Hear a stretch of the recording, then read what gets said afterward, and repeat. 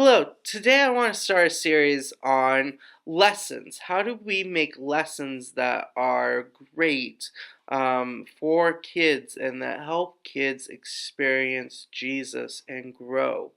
And so the key to making great lessons is preparation.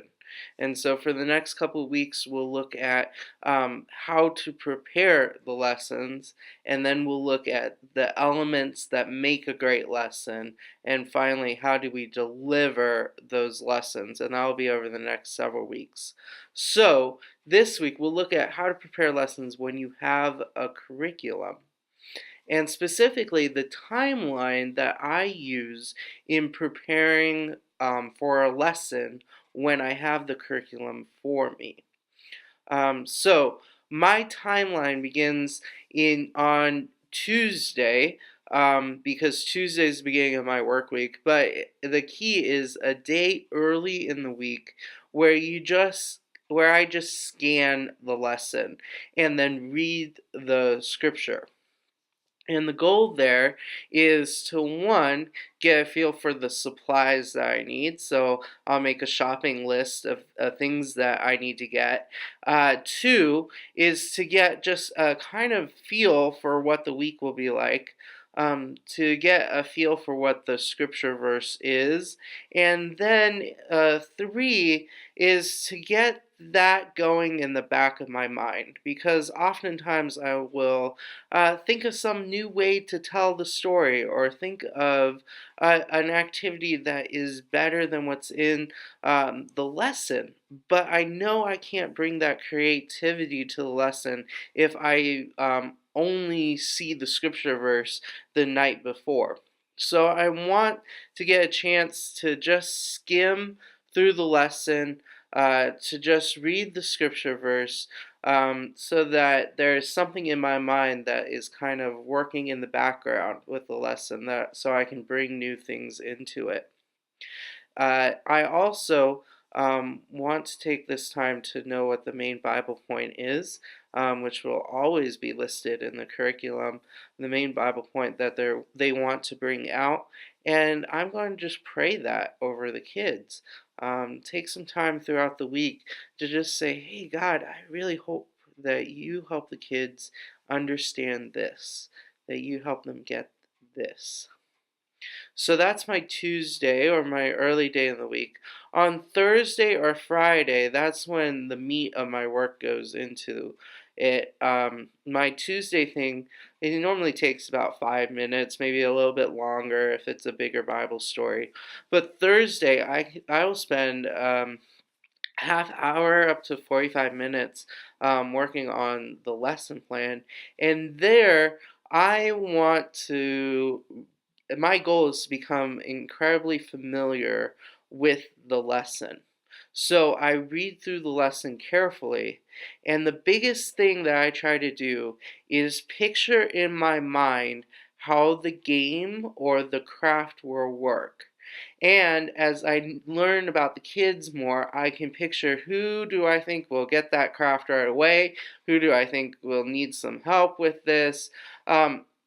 But I want to make sure I understand the rules, and I can see how the game plays out.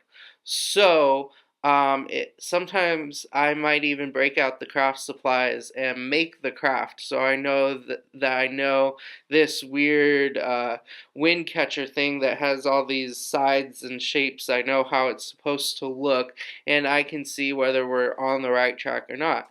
Or this game that has a weird rule that I'm not sure how it's going to work in real life. I might grab Pastor Scott and say, hey, play this game with me real fast. Let's make sure it works. But the key thing is that I can picture how it works and how I would explain the rules to those who are doing it. And then the last thing I do, so I get a picture of everything, is I make sure I understand kind of how the curriculum connects this learning activity to the main point. All curriculums try to make that connection. Uh, Sometimes it's great, sometimes it's clear, sometimes it's circular to it. And I want to make sure that I understand how the activity connects. So that's my Thursday. Friday could take me a half hour, take me 45 minutes, just depending on how difficult the activities are to understand or picture. And then Saturday is my last thing with this. And this normally takes about 5 minutes because I have a good sense already of the activities and that I just run through, and I know that I won't be able to do all the activities. Pretty much all curriculums, they provide more activities than you have time. So that's when I make the decisions on which things I'm going to cut and which things I'm going to keep. And then I just make a mental checklist of the flow. So I'll go from the Bible story, I'll skip this game, but I'll do this craft and then do this game. And just kind of get a feel for a flow. And I'll often come up, all right, this is my backup too. If this activity takes less time than I thought it would, here's my backup, my fill-in thing. And this is a time where I'll put in my own things if I want to, or it's just so that when I walk in to my class, I have a game plan of where things are going to go, what I'm going to do next. And at that point, when I have a good game plan, a good feel for how the activity should go, a mental picture of it, and I've thought about it and prayed for it for the week, I'm pretty confident that I can teach this lesson without even looking at the curriculum. Now, that's not something I require of you to do it without looking at the curriculum, but you might find that not looking at the curriculum helps you engage more. And so this prep helps you know what you're doing, have a game plan going in, and are able to execute right away without even having to look at the curriculum. Well, next week I will talk about how I prepare for a lesson when I don't have a curriculum and some of the tools that I use. Have a good week. Bye.